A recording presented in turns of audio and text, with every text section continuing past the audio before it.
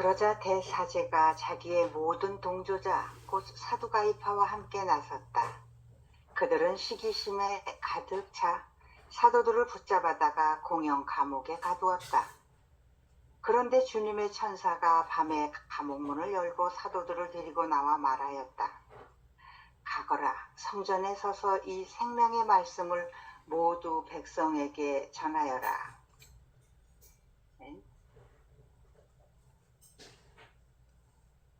계속 26절까지. 26절까지예요. 그 말을 듣고 사도들은 이른 아침에 성전으로 들어가 가르쳤다. 한편 대사제와 그의 동조자들은 모여와서 최고의회 곧 이스라엘 자손들의 모든 원로단을 소집하고 감옥으로 사람을 보내어 사도들을 데리고 오게 하였다. 경비병들이 감옥에 이르러 보니 사도들이 없으므로 되돌아가 보고하였다. 저희가 보니 감옥문은 굳게 잠겨 있고 문마다 간수가 서 있었습니다. 그런데 문을 열어보니 안에는 아무도 없었습니다. 성전 경비대장과 수석 사제들은 이 말을 듣고 일이 앞으로 어떻게 될 것인가 하며 사도들 때문에 몹시 당황해하였다. 그때 어떤 사람이 와서 그들에게 보고하였다. 여러분께서 감옥에 가두신 그 사람들이 지금 성전에 서서 백성을 가르치고 있습니다. 그러자 성전 경비대장이 경비병들과 함께 가서 사도들을 데리고 왔다. 그러나 백성에게 돌을 맞을까 두려워 폭력을 쓰지는 않았다. 그들이 사도들을 데려다가 최고의회에 세워놓자 대사제가 심문하였다. 네. 오늘은 사도행전 23번째 강의입니다. 근데요, 이 사도행전의 전반적인 흐름은 성령으로 시작돼요. 늘 사도행전이 무슨 복음이라고요? 성령의 복음. 초대교회의 역사는 성령의 역사. 그리고 초대교회의 역사를 그래서 성령께서 인도하신 역사. 그러니까 성령이 빠져보면 안고 없는 찐빵이에요. 성령을 통해서 성령 안에서 성령과 함께 성령이 인도하시는 교회가 바로 초대교회였다라는 관점으로 우리가 이 사도행전을 읽고 있습니다. 성령으로 시작된 교회가 말씀과 기도, 치유와 증언, 박해와 돌파를 통해서 어떻게 세상 안에서 하느님의 현존, 이렇게 지금 여기 이 순간 이렇게 살아계신 그리스도를 드러내는지를 따라가는 여정이 사도행전 공부입니다. 전체 큰 주제는 늘 지금 여기 살아있는 하느님의 현존이 어떻게 펼쳐지고 있는가, 이걸 공부하는 거예요. 그래서 사도행전 5장 17절에서 26절의 말씀은 사도들의 손을 통해서 늘 표징과 이적이 일어나고 주님의 믿는 이들이 점점 그 숫자가 늘어나는 공동체를 우리가 사도행전을 통해서 보게 되었어요. 그런데 그걸 누가 하는 거냐면 바로 지금 여기 살아계신 그리스도가 그 공동체의 중심에 있다, 이렇게 보는 거죠. 복음이 힘이 있게 전파될수록 반드시 뒤따르는 게 있습니다. 공동체가 확장되고 그리고 그리스도가 세상에 드러나면 드러날수록 바로 저항이 시작됩니다. 박해가 시작됩니다. 오늘 우리가 본문에서 대사제와 사두가이파 사람들이 시기심에 사로잡혀서 사도들을 두 번째로 붙잡아 감옥에 가두는 장면이 나오지요. 그러나 놀랍게도 감옥은 이 지금 여기 이 순간 이렇게 살아계신 그리스도를, 복음을 감옥에다 가둘 수는 없습니다. 사도들을 가둘 수는 있었지만 복음을, 그리스도를, 지금 여기 이 순간 살아계신 그리스도의 현존을 감옥에다 가둘 수는 없어요. 오히려 주님의 천사들이 감옥문을 활짝 열고 사도들은 다시 성전으로 나가 이 생명의 말씀, 현존의 말씀을 전하게 되었습니다. 오늘 본문의 핵심은 너무너무 분명합니다. 하느님의 말씀은 사람의 권력도, 닫힌 문도, 밤의 감옥도 이 현존을 가둘 수는 없다. 어떻게 할 수 없다. 이런 얘기를 구체적으로 드러내는 복음이라고 말할 수 있죠.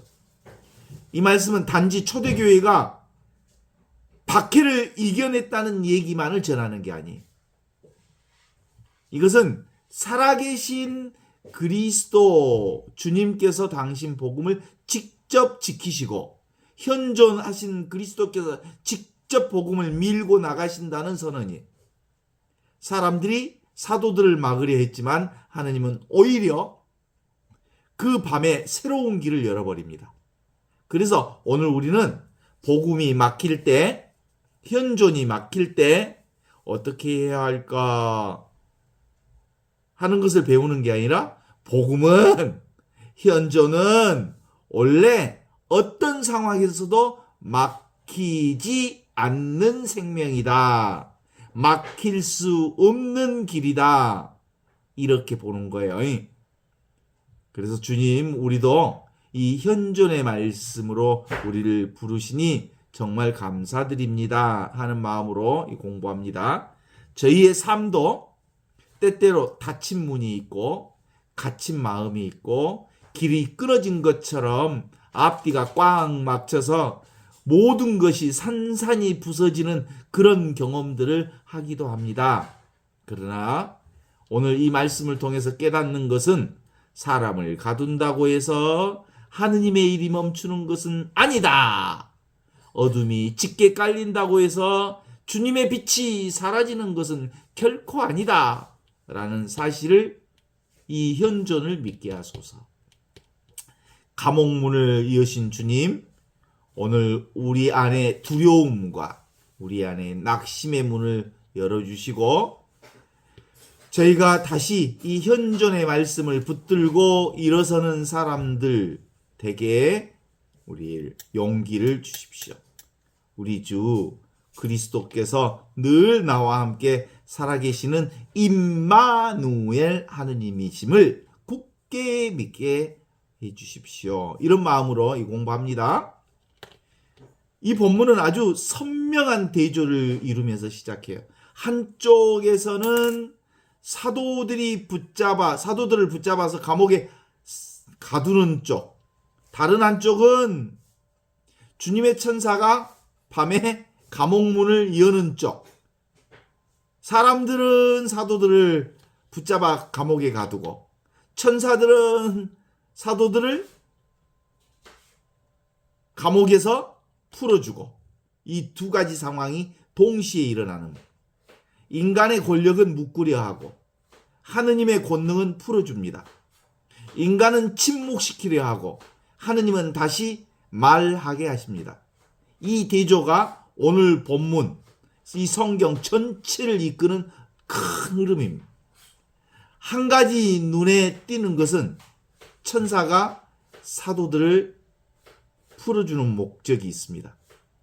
천사들이 우리를 풀어주는 것, 뭐 때문에 풀어줘요? 단순한 위험에서 우리를 구출해 안전한 곳으로 피신시키는 게 아니에요. 오히려 가라! 현존으로 가라! 현장으로 가라! 삶의 현장을 지켜라! 가슴 뛰는 삶을 살아라! 라고 우리를 풀어주시는 거예요. 알겠지라잉? 응?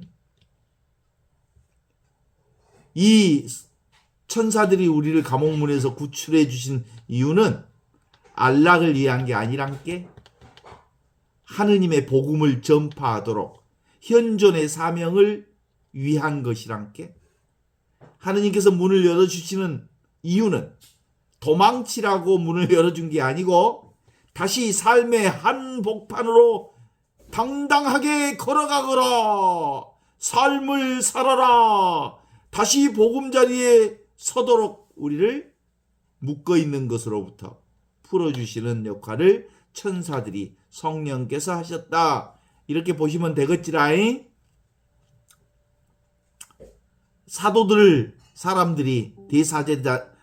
사제들이 붙잡은 이유는 흥미롭게도 단순한 교리 때문이 아니었습니다. 이 본문은 그들이 시기심에 가득 찼다고 말합니다. 예를 들면 오늘의 교회로 보면 추기경, 주교, 대주교들이 시기심이 가득 차서 사도들을 가두었다 이 말이요. 누가 더 인기가 있어? 사도들이 백성들에게 훨씬 더 성령 안에서 그 삶을 열정적으로 살아가는 모습에 시기심에 가득 찼다고 보는 거죠. 여기서 우리는 복음을 거부하는 인간의 마음의 단면을 봅니다. 진리 앞에서 언제나 논리적 반대만이 있는 건 아닙니다. 때로 자신의 자리와 영향력, 주교 자리, 추기경 자리, 대주교의 자리가 흔들릴까봐 두려운 마음이 들어서 복음을 거부하게 된단 말입니다. 요놈의 시기심이 매우 영적으로 위험한 감정입니다. 왜냐하면 그것은 다른 사람 안에서 일하시는 하느님의 역사를 기뻐하지 못하게 만들기 때문이죠. 사도들을 통해서 병자들이 나서버렸습니다. 사도들을 통해서 사람들이 활기를 띠기 시작했습니다. 백성이 생명의 말씀을 듣고 공동체가 살아나고 있는데도 그들은 기뻐하지 못했습니다. 오히려 그것이 자신들의 대사제의 권위를 위협한다고 느꼈습니다. 그래서 그들은 하느님의 역사를 축복으로 보지 못하고 자신들의 권위를 위협하는 것으로 보았습니다. 오늘 우리도 조심해야 합니다. 교회 안에서 누군가를 통해서 하느님의 일을 할 때 함께 감사하기보다 비교하고 시기 질투로 시작합니다. 이게 아주 교묘하게 일어나지요. 저 사람이 왜 쓰임을 받는가? 왜 저 공동체에는 열매가 있는가? 왜 나는 아닌가? 하는 마음이 딱 들어오기 시작하면 우리는 어느새 복음보다 자기 자리를 더 중요하게 여긴다는 것을 깨달아야 합니다. 그러므로 시기심은 단순한 감정이 아니라 하느님의 일을 보는 눈을 흐리게 하는 영적인 병 중에 구제불능의 병입니다. 사도들은 공영 감옥에 갇혔습니다. 이것은 단순히 개인들이 당한 공경이 아니라 공적 권력이 복음 선포를 공적으로, 공식적으로 제지했다는 뜻입니다. 당대에, 다시 말해서 이 박해는 감정적 분노의 표현만이 아니라 체제의 억압이었던 거지요. 그런데도 사도행전은 여기서 아주 중요한 사실 하나를 보여줍니다. 복음은 감옥에 들어가도 감옥에 머무르지 않는다. 감옥에 들어가도 감옥으로 복음을 묶을 수가 없다. 하느님의 말씀은 세상 권력에 의해서 제한받는 것처럼 보이지만 실제로 그 제한 속에서도 더 멀리 복음이 퍼집니다.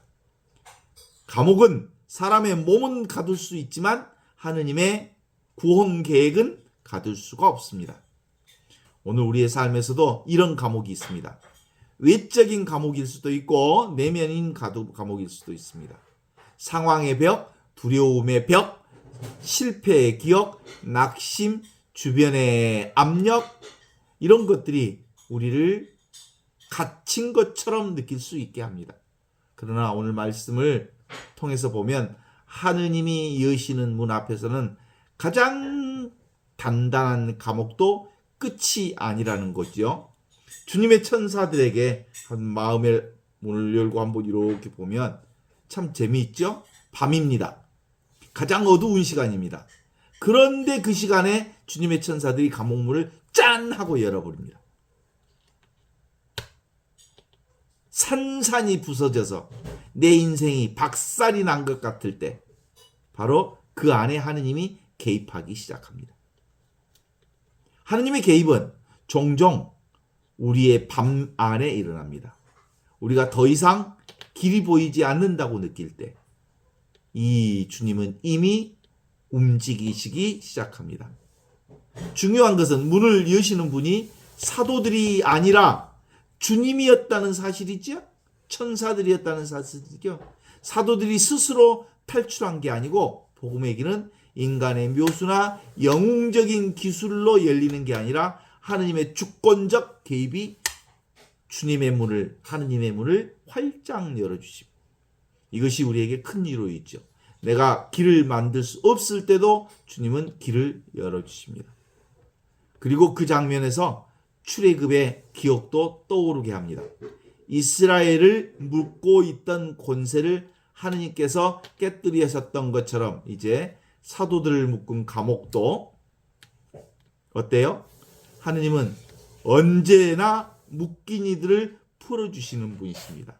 감옥에 갇힌 분들을 자유를 주시고 묶인 사람을 풀어주고 병든 사람들을 고쳐주시는 분들이. 그래서 우리가 뭔가 부자유스럽다 그러면 어디에 묶여 있는 거예요? 부자유스럽다.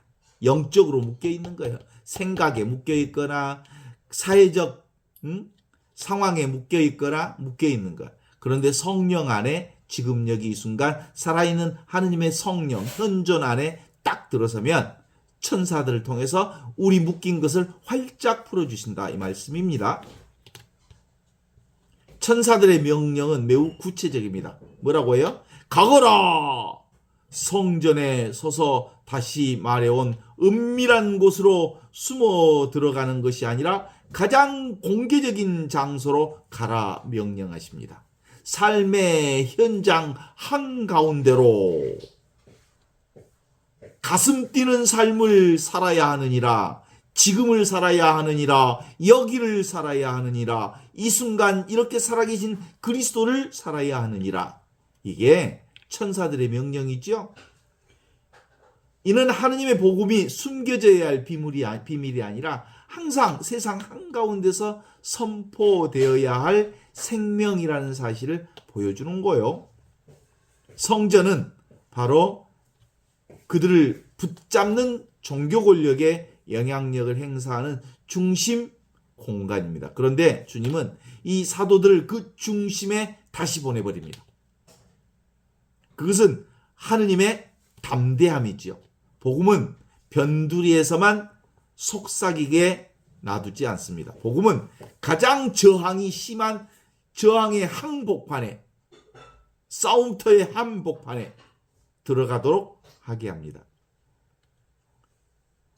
오늘 우리에게도 이 말씀이 필요하지요. 우리는 종종 믿음을 안전한 사적 영역 안에 머무르려고 하지요. 편안하고 그리고 좋은 신앙생활이 그런 거 아니에요. 삶의 현장 한가운데로 우리를 파견하신다께.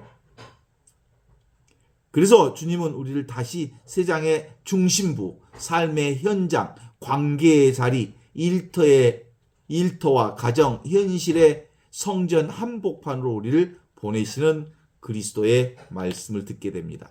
이게 바로 천사의 말이 그리스도의 말씀이요, 그리스도의 말씀이 지금 여기 살아있는 이 숨결의 말씀입니다. 신앙은 숨어 지키는 것이 아니라 서서 증언하는 것, 이것이 신앙이요. 그래서 오늘 본문에서 가장 중요한 표현이 하나 나오죠. 천사는 복음을 이 생명의 말씀이라고 부릅니다. 이 생명의 말씀이 바로 무슨 말씀이냐면 지금 있는 말씀, 여기 있는 말씀, 이 순간에 있는 말씀. 오늘 요한복음의 말씀으로 비춰본다면 나는 하늘에서 내려온 살아있는 빵이다. 내 살을 먹고 내 피를 마시는 사람은 내 안에서 살고 나도 그 안에서 산다. 이게 바로 하늘에서 내려온 살아있는 빵이 무슨 빵? 현존, 살아있는 현존을 하늘에서 내려온 살아있는 빵이라고 한 것이요. 그리고 모두 전하라고 합니다. 골라서 전하는 게 아니라 부담 없는 부분만 전하는 게 아니라 위로가 되는 말만 전하는 것도 아니고 생명의 말씀 전체를 전하라고 합니다. 복음은 부분적으로 축소될 때 힘을 잃습니다. 회개도 용서도 부활도 순종도 구원도 모두 함께 전해져야 합니다. 회개 따로 용서 따로 부활 따로 순종 따로 구원 따로 이렇게 전해지는 게 아니에요. 그게 말은 서로 다르지만 회개가 바로 부활이요, 부활이 바로 용서요, 용서가 바로 순종이요, 순종이 바로 회개인 것이지 회개 따로 부활 따로 용서 따로 순종 따로 있는 게 아니라는 거예요. 지금 여기 이 순간이 바로 용서요, 회개요, 부활이요, 교회요, 공동체요, 하느님의 나라라는 사실을 드러내 보여주는 거지요. 그래서 오늘의 교회는 바로 이 점에서 현존 안에 깨어 있어야 합니다. 사람들의 반응은 의식에서 복음을 너무 얕게 만들면 결국 생명의 능력이 약해집니다. 참된 사랑은 불편한 진실도 함께 전합니다. 그죠?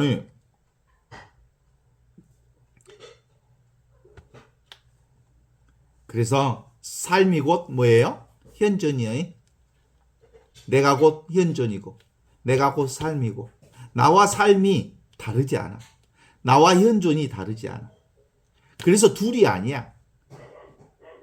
그래서 현존이라는 말은 하나의 신념이나 교리가 아니라 지금 이 순간 직접 확인할 수 있는 사실 그 자체를 얘기하는 거예요. 그래서 우리는 흔히 하느님을 어떤 대상처럼 생각하지만 실제로는 삶 그 자체를 얘기하는 거예요. 흔히 하느님을 어떤 대상처럼 생각해서 더 나아가야 만날 수 있는 존재, 더 깨끗하고 더 기도를 많이 해야 만날 수 있는 존재로 생각하지만 그런 존재는 없어.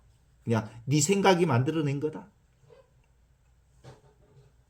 그러나 이러한 생각 자체가 이미 우리 현존에서 멀어지게 합니다. 왜냐하면 하느님을 대상으로 설정하는 한 우리는 그것과 분리된 나를 전제하게 되기 때문이죠. 하지만 진리는 그렇게 결코 나누어지지 않으면 삶이 곧 나요. 내가 곧 삶이요. 내가 곧 하느님의 영원한 생명을 지금 여기서 완벽하게 살아내고 있는 거죠. 그래서 어떤 사람들은 그것을 지금 여기서 경험되고 있는 이 생생한 현실과 결코 분리될 수 없는 듣고 있는 이 소리, 느껴지는 이목, 떠오르는 감정과 생각, 그리고 그것을 알고 있는 알아차림, 이 전체가 이미 하나의 완전한 현존이고 그것이 곧 하느님이 온통 100% 완벽하게 드러나 있어서 이보다 더 좋을 수 없는 최상선을 지금 이 순간 드러내 보여주시는 거죠. 너무 멀어서 보이지 못하는 게 아니라 너무 가까워서, 아니 바로 자기 자신이기 때문에 대상처럼 붙잡을 수 없는 하느님의 사랑과 하느님의 은총과 하느님의 축복이 바로 지금 이 자리, 이 순간 이렇게 살고 있는 이 자리가 바로 그 자리라는 거죠. 우리가 고통을 겪는 이유는 단순한 사실을 놓쳤기 때문입니다. 내가 따로, 나라는 실체가 따로 존재하고 그 내가 세상 속에 살아가고 있다고 믿는 순간 그 모든 것이 꽝이 돼버립니다. 뭔 내가 하는 것이 일도 없는디, 다 그리스도가 사는데, 삶이 나를 사는데, 나라고 하는 개인이 산 줄 안다고, 공동체가 사는데, 교회가 사는데, 삶이 사는데, 숨이 사는데, 영원한 생명이 사는데 내가 산다고? 내가 산다고 할 때부터 우리는 끊임없이 내가 자신을 방어하고 자신을 정당화하고 타인과 비교하면서 살아가게 되지요. 그래서 나는 옳고 너는 틀렸어. 내 생각은 단순한 의견 차이를 넘어서 존재 자체를 늘 둘로 갈라놓는 분별의 상황을 만듭니다.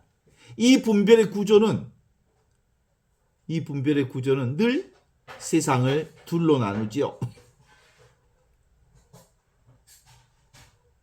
그런데 조금만 더 깊이 들어가면 이 모든 이 얘기 이전에 변하지 않는 어떤 자리가 있는데 그게 바로 현존이요. 생각은 끊임없이 변하고 감정은 오르내리고 상황은 시시각각 달라지지만 이것이 바로 모든 것은 변한다는 사실, 그 변화 속에서 붙잡을 수 있는 고정된 나는 어디에도 없다는 사실. 그럼에도 불구하고 우리는 끊임없이 변하는 것들에 자기 동일시하면서 그것을 붙들면서 지 맘대로 안 된다고 투덜거리면서 그렇게 살아가고 있어요. 얼마나 바보인지 몰라요. 그게 바로 뭐야? 나의 갇혀있는, 내 감옥 속에 갇혀있는 나의 현실이라고 볼 수 있죠. 그러면 내 안에 갇혀있으면 내 안에서 죽고 나를 열어놓으면 열린 존재로서 현존할 수 있는 거지요. 경비병들이 감옥에 가보니까 문은 굳게 담겨 있었고 문마다 간수들이 서 있었지만 안에는 아무도 없었습니다. 이 장면은 일종의 거룩한 아이러니입니다. 겉으로는 완벽하게 통제된 것처럼 보이지만 실제로 하느님의 일이 이미 그 통제를 넘어서 버립니다. 우리는 종종 겉모습에 속잖아요. 문이 닫아 있으니까 끝난 줄 알았죠. 지키는 사람이 서 있으면 불가능한 줄 알았죠. 그러나 하느님의 일은 인간이 보는 가시적인 조건에 판단되지 않습니다. 하느님은 이미 문을 활짝 열으셨습니다. 인간은 여전히 닫혀 있다고 믿고 있어도 실제로 상황이 바뀌어 있는 겁니다. 이 말은 우리 삶에도 그대로 적용되지요. 어떤 관계, 어떤 문제, 어떤 사태, 상황, 어떤 미래가 겉으로 여전히 막혀 있는 것처럼 보일 수 있습니다. 그러나 하느님은 보이지 않는 곳에 이미 새로운 길을 내고 계심을 알게 됩니다. 그래서 믿음의 눈에 보이는 문만 보지 않고 보이지 않는 하느님의 손을 신뢰하는 겁니다. 저는 바로 이 생각이 올라오면 올라오는 대로, 감정이 일어나면 일어나는 대로 그것을 붙잡지 또 밀어내지도 않고 바라보는 그 깨어있음, 바로 그 자리가 하느님의 현존 자리인 줄 깨달아 알게 됩니다. 이 현존은 외부의 어떤 상황에도 흔들리지 않습니다. 삶에서 여전히 기쁨과 슬픔이 오고 감옥으로 가두고 성공과 실패가 반복되고 관계 속에서 상처를 받지만 이 현존은, 그 경험이 일어나는 바탕은 절대로 변하지 않습니다. 마치 파도가 아무리 요동을 쳐도 바다는 여전히 그 자리에 있는 것처럼 현존은 언제나 고요하게 모든 것을 품게 되는 거죠. 그렇습니다. 권력자들은 사도들을 감옥에다 딱 가뒀다고 생각했는데 누군가 와서 말합니다. 여러분께서 감옥에 가두신 그 사람들이 지금 성전에 서서 백성들을 가르치고 있습니다. 이 소식은 단순한 위치 보고를 가리키는 게 아닙니다. 이것은 하느님의 역사가 인간의 계산을 뒤집는 순간입니다. 여기서 중요한 것은 사도들이 단지 자유로워졌다는 사실이 아닙니다. 그들은 다시 가르치고 있습니다. 곧 구출의 목적이 사명 회복임을 다시 확인하는 거죠. 하느님이 우리를 살려 두시고 건져내시는 이유는 편안하게 개인 생활을 하도록 하기 위해서가 아니라 리얼하게 현장을 살아가도록 하기 위한 겁니다. 다시 말씀 자리에 서게 하시기 위한 자리입니다. 마찬가지로 주님께서 어떤 실패에서, 질병에서, 어두움에서, 낙심에서 우리를 건져주셨다면 그것은 단지 원래 상태로 돌아가는 뜻이 아니라 새로운 사명을 다시 붙들라는 초대인 거죠. 살아남는 것으로 끝나지 말고 다시 서서 현존을 살라는 삶의 증언을 하라는 말이죠. 성전 경비대장과 경비병들은 사도들을 데려오지만 백성들에게 돌을 맞을까 두려워 폭력을 쓰지 못합니다. 이 장면은 매우 상징적이죠.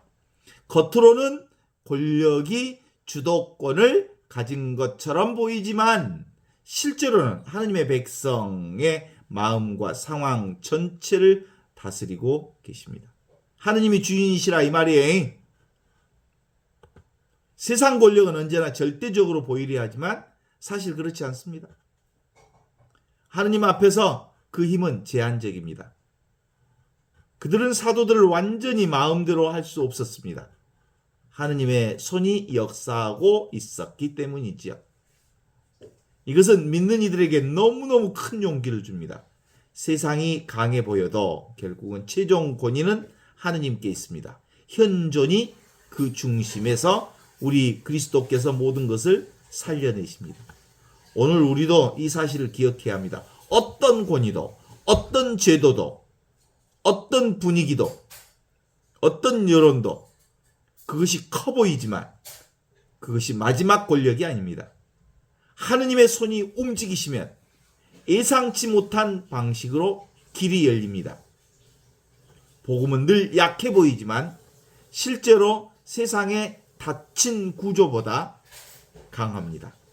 세상은 바운다리가 있지만 하느님은 노바운다리, 경계가 없습니다. 그쵸? 그래서 우리는 늘 주님께 고백할 수 있어야 합니다. 오랫동안 진리를 어떤 목표처럼 이해해 왔다면 더 수행하고 더 기도를 열심히 하고 더 묵주기도를 열심히 하고 더 성무일도를 더 열심히 하고 더 매일 미사를 빠짐없이 하며 언젠가 도달해야 할 우리의 영적인 상승이 있을 거라 택도 없는 소리 하지 말라고 그래. 그거하고는 상관없이 우리는 이미 완성되어 있고 이미 온전하고 이미 최상선의 삶을 깨달아 알라는 거예요. 그래서 더 이상 우리는 수행할 필요가 없어. 수행하지 않아도 오늘내부터 온전하고 완전하다는 걸 깨달아 알면 되는 거예요. 그래서 늘 깨어있는 거죠. 지금의 삶은 미완성처럼 느껴지고 현재의 나는 어딘가 부족한 존재처럼 여겨지지만 그러나 모든 전제는 하나의 근본적인 오해에서 비롯됩니다. 진리를 앞에 있는 것으로 설정하는 순간, 진리가 따로 있다고 생각하는 순간, 하느님이 우리하고 다른 방식으로 존재한다고 생각하는 순간, 우리는 이미 하느님과 전혀 상관없는 존재가 되고 맙니다.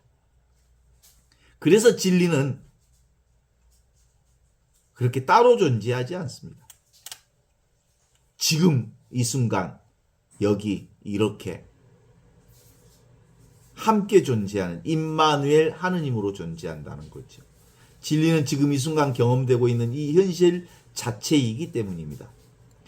마음, 이 진리, 현존, 어떤 이름으로 부르든 그것은 개념이 아니라 지금 살아있는 경험입니다. 지금 살아있단께 지금 눈에 보이는 장면으로, 귀에 들리는 소리로, 몸으로 느껴지는 감각으로, 그리고 생각과 감정까지 이 모든 것을 포함해서 이미 완전하게 드러나 있는 이 하느님의 현존으로 우리가 경험한다니까. 그래서 신앙의 언어를 말하면 다른 말로 뭐라고 할까요? 하느님의 현존이라고 말합니다. 현존은 우리가 보려고 애쓴다고 해서 볼 수 있는 대상이 아니고 뭔가 가능케 하는 바탕이기 때문입니다. 우리는 사물을 볼 수 있지만 보는 그 삶 자체를 대상처럼 붙잡을 수는 없습니다. 왜냐하면 하느님의 현존은 어떤 경험 속에서 나타나는 게 아니라 모든 경험이 일어날 수 있도록 하는 근본적인 바탕. 그럼 우리의 신앙인들이 자주 쓰는 뭐예요, 그게? 나는 하느님 백으로 산다잉? 그게 하느님 백이요. 하느님 백 없이 살 수 있는 사람은 하나도 없어. 그런데 하느님 백이 따로 있는 게 아니라 삶 자체가 바로 하느님 백이요. 특별한 체험을 추구하는 것도 아니고 이미 늘 그러했겠지만 알아보지 못했던 사실을 분명히 아는 것입니다. 완벽하게 하느님 백으로 우리는 온전하게 살고 있습니다. 생각만 내려놓으면 우리는 온전합니다. 이전에 놓치고 있던 것을 이제 분명히 알아채게 됩니다. 이 알아차림의 자리에 특정한 상태가 없습니다. 기쁨이 있어야 하는 것도 아니고요. 고요해야 하는 것도 아니고요. 어떤 상태도 아닌 자리에 모든 상태를 그대로 다 포함하고 있습니다. 그래서 기쁨이 오면 기쁨을 드러내고 슬픔이 오면 슬픔이 드러내고 우울함이 오면 우울함을 드러내고 그죠? 생각이 일어나면 생각이 드러나고 그 모든 것이 나타났다 사라지지만 그 변화를 아는 것은 변화하지 않습니다. 바로 이 모든 변화를 알고 있는 이것. 생각이 있을 때도 있고 없을 때도 있지만 그것을 알고 있는 이 자리는 언제나 있습니다. 감정이 요동칠 때도 있고 고요할 때도 있지만 그것을 비추는 바탕은 절대로 변하지 않습니다. 이 변하지 않는 알아차림 항상 존재해서 어떤 상태에도 어떤 영향도 받지 않는 그 자리가 바로 하느님의 현존인 하늘에서 내려온 살아있는 빵이다. 내 살을 먹고 내 피를 마시는 사람은 절대로 죽지 않는다. 나는 그 안에서 살고 그는 내 안에서 산다. 현존을 사는 사람은 절대 죽지 않는다. 여기서 우리는 아주 중요한 사실과 마주칩니다. 우리가 나라고 부르는 것은 실제 고동된 실체가 아니라는 점이죠. 몸도 변하고 생각도 변하고 감정도 변하고 모든 것이 다 끊임없이 바뀌고 변하고 있는데 그 중에 어느 하나를 붙잡고 그것을 나다라고 말할 수 있는 게 1도 없다 이 말이에요. 변화 속에서 변화를 경험하는 거죠. 다만 변화하는 요소들의 집합이 있을 뿐이다. 이런 기억. 그럼에도 불구하고 우리는 이 변화하는 것들에 자신을 동일시하면서 살아가는 경우가 너무 많아요. 그 동일시에는 모든 고통이 시작됩니다.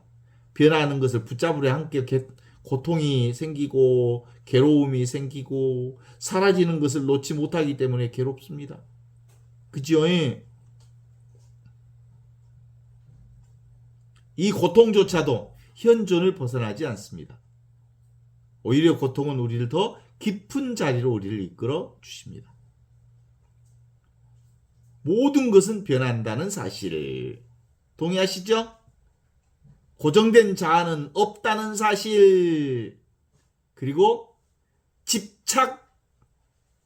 이 집착에서 고통이 생긴다는 사실 이 사실을 깊이 꿰뚫어 볼 때 우리는 더 이상 표면적인 현상에 속지 않게 됩니다. 변화는 삶의 모습에 휘둘리지만 않으면 그 바탕을 보는 눈이 활짝 열립니다. 그게 뭐예요? 하느님의 백이 나요. 오고 가는 놈이 내가 아니고 내가 바로 하느님 백이요. 응? 용가리 통폐처럼 하느님 백으로 살란께.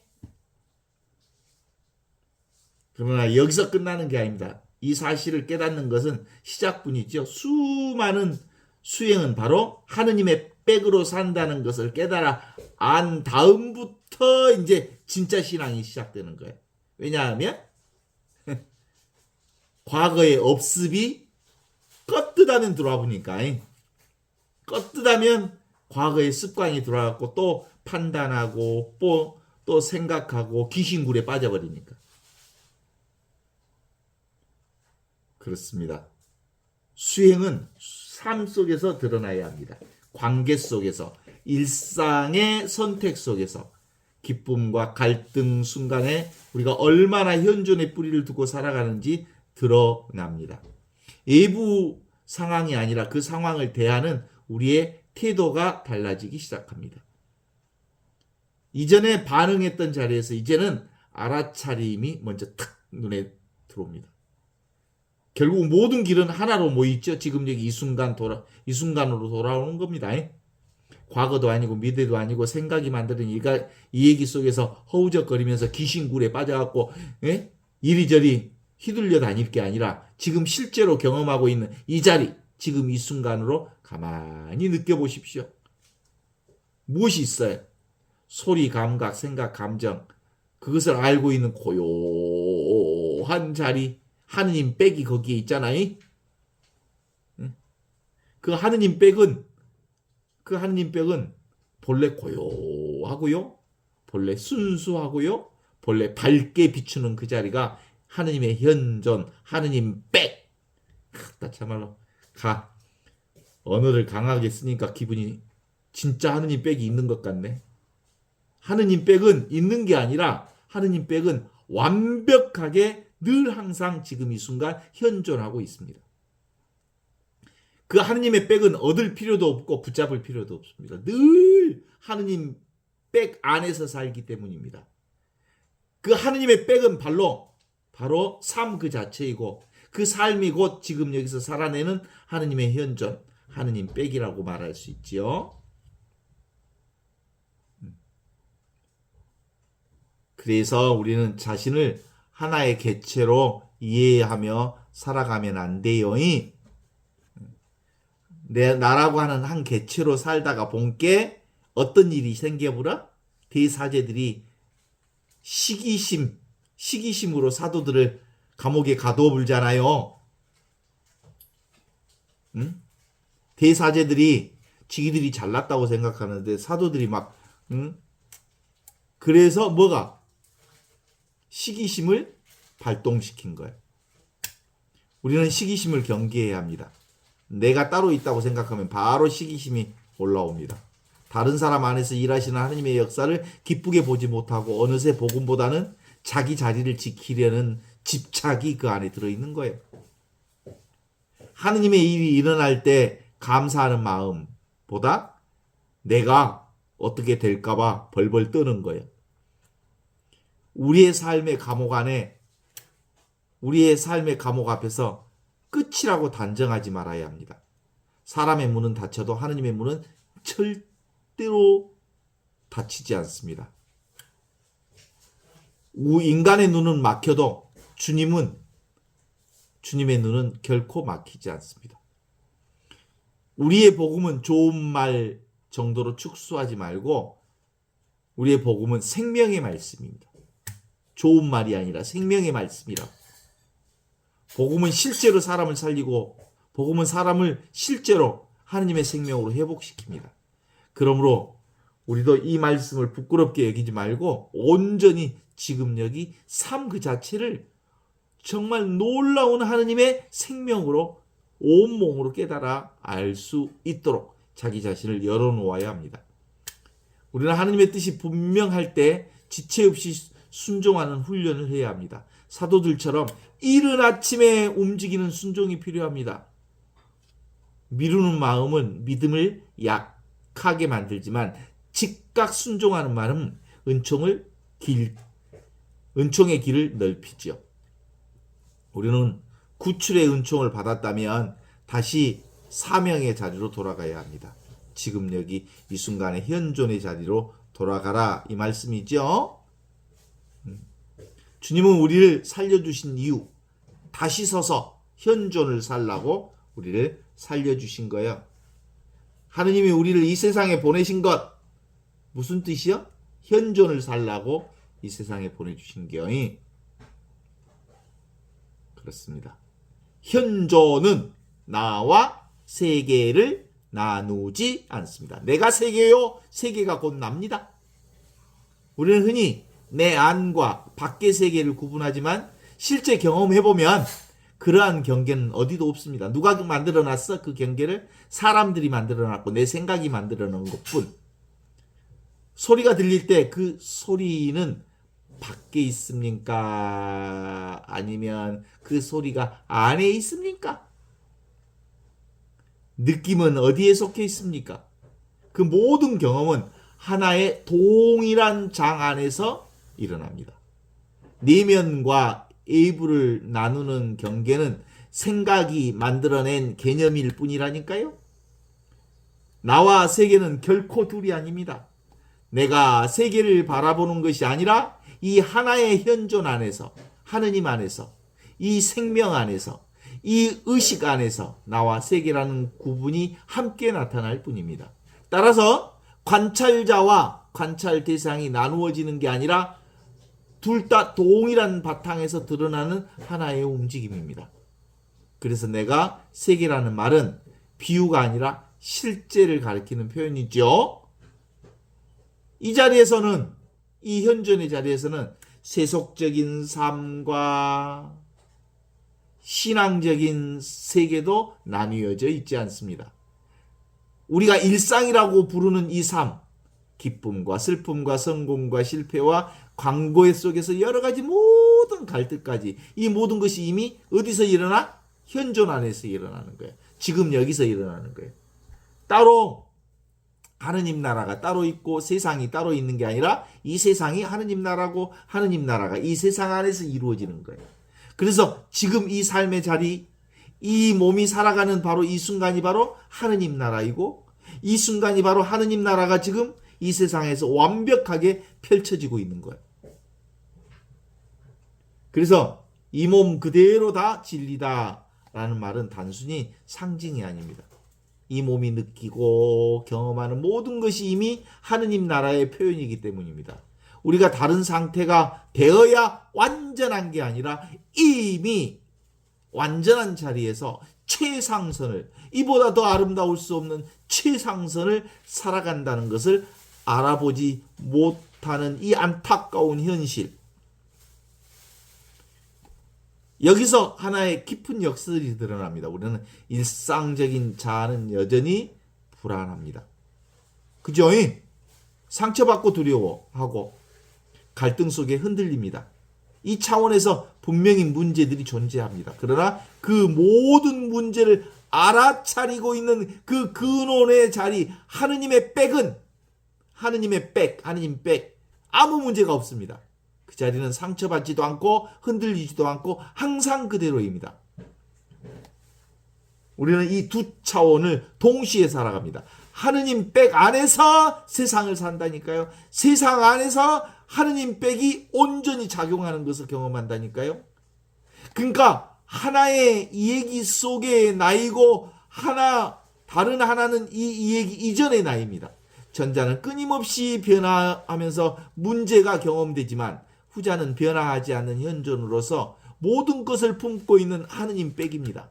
이 두 차원을 분리하려 할 필요가 전혀 없습니다. 모든 것은 이 하느님 백 안에서 일어나는 것이니까 온갖 약함도 강함도 이 하느님 백 안에서 일어난 일이라는 거예요. 오히려 이 둘이 하나의 전체로서 함께 드러나고 있음을 보는 것, 이게 바로 신앙이요. 이것을 깨닫는 순간 삶을 바라보는 시선이 다릅니다. 문제를 없애야만 평화가 오는 게 아니라 이미 그리스도의 평화의 자리에서 우리가 살고 있는 기여. 이 그리스도의 평화의 자리에서 문제가 일어나고 있음을 알아. 그래서 우리는 문제를 부정하지 않으면서도 그 문제에 완전히 휘둘리지 않을 수 있다 이 말입니다. 모든 가르침은 하나입니다. 지금 이 순간으로 돌아오십시오. 생각이 만들어낸 나라고 하는 이 얘기 귀신굴에서 잠시 빠져나와야 합니다. 실제로 경험되고 있는 이 삶을 그대로 수용하고 마주하라는 말입니다. 지금 이 순간이 뭐가 있어? 소리가 들리고 몸이 느껴지고 생각이 스쳐가고 그것을 알고 있는 이 고요한 자리. 이 고요한 자리가 하느님의 백이야. 하느님의 백. 하느님의 백은 본래 고요하고 본래 순수하고 본래 밝게 비추는 이 자리는 변하지 않아. 그 자리는 나누어지지도 않고 그것은 이미 완전해서 바로 그 자리가 하느님의 백으로서의 현존의 자리를 살고 있는 기업. 이 놀라운 하느님의 은총을 왜 이렇게 놓쳐? 우리는 왜 이렇게 쉽게 괴로워하는지 물으면 그 질문의 방향은 대개 바깥을 향합니다.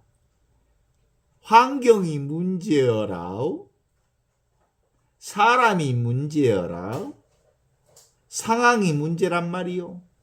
그러나 좀 더 정직하게 자신을 들여다보면 괴로움이 외부에서 주어지는 게 아니라 내가 만들었다네.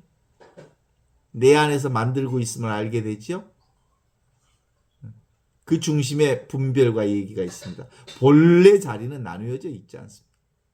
지금 이 순간의 경험을 있는 그대로 보면 안과 밖이 따로 있는 것이 아니라 하나의 연속된 흐름 속에 드러납니다. 그러나 우리는 이 흐름을 가만두지 않습니다. 끊임없이 나누고 이름 붙이고 해석합니다. 이것은 나, 저것은 너, 이것은 옳고 저것은 틀렸어 라고 구분합니다. 이렇게 구분하기 시작하면 그때부터 생각이 아주 쏟아져 버립니다. 분별이 괴로움과 고통을 만들어냅니다. 이 분별이 어디서 오냐면 둘이 아니라는 것을 모르기 때문에. 이걸 무명이라고 그래. 하나인데 오직 한 생명밖에 없는데 진리를 진리로 하느님으로 영원한 생명을 영원한 생명으로 알아보지 못한 상태를 무명이라고 부르는 거예요. 이게 죄, 진짜 죄예요. 마치 손등과 손바닥이 다르게 보이지만 하나의 손인 것처럼 무명은, 깨달음은 둘이 아닙니다. 같은 하나의 현실을 알아보면 깨달음이 되고 몰라보면 무명이 되는 거죠. 그죠? 손등하고 손바닥이 둘이냐고. 손등하고 손바닥이 둘이냐고. 예? 근데 끊임없이 인간은 손등하고 손바닥하고 다르다고 얘기해. 그걸 고집해. 손등이나 손바닥이나 똑같은 손이지. 그런데 이 놓침이 지속될 때 우리는 경험 위에 이야기를 덧붙이고 얘기꾼이 됩니다.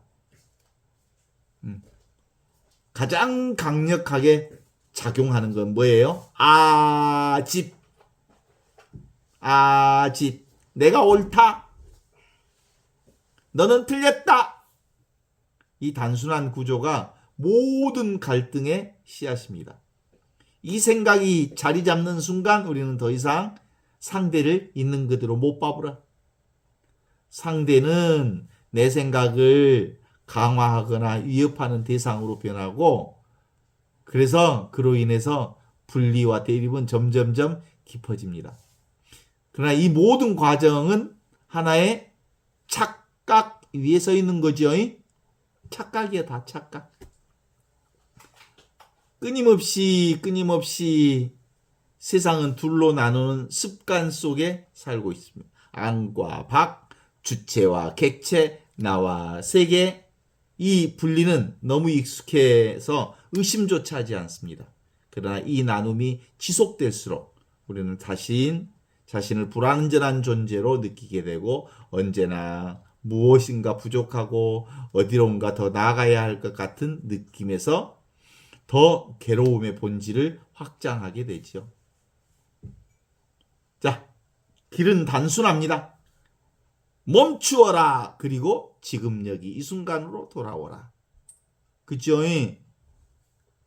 사도행전 5장 17절에서 26절은 아주 분명하게 말합니다. 감옥에 갇힌 사람들에게 인간의 어떤 분별도 현존을 감옥으로 가둘 수 없다. 그러므로 우리의 삶 속에서 어떤 감옥이 있더라도 절망할 필요가 없다. 중요한 것은 감옥이 아니라 문을 여시는 주님의 현존이 늘 우리와 함께 있다. 현존은 닫힌 문 앞에서도 멈추지 않고 생명의 말씀은 어느 시대에서도 결코 갇히지 않는다. 동의하시죠? 그래요. 주님 저희에게 이 생명의 말씀을, 현존의 말씀을 맡기셨다면 그것을 숨기지 않게 하소서. 다시 성전으로 나가 사도들처럼 용감하게 삶의 현장 한가운데서 현존을 살아가게 하소서. 당신의 뜻에 기쁘게 순종하는 사람들이 되게 하시고 우리 공동체가 감옥도 막을 수 없는 복음의 통로가 되게 하소서.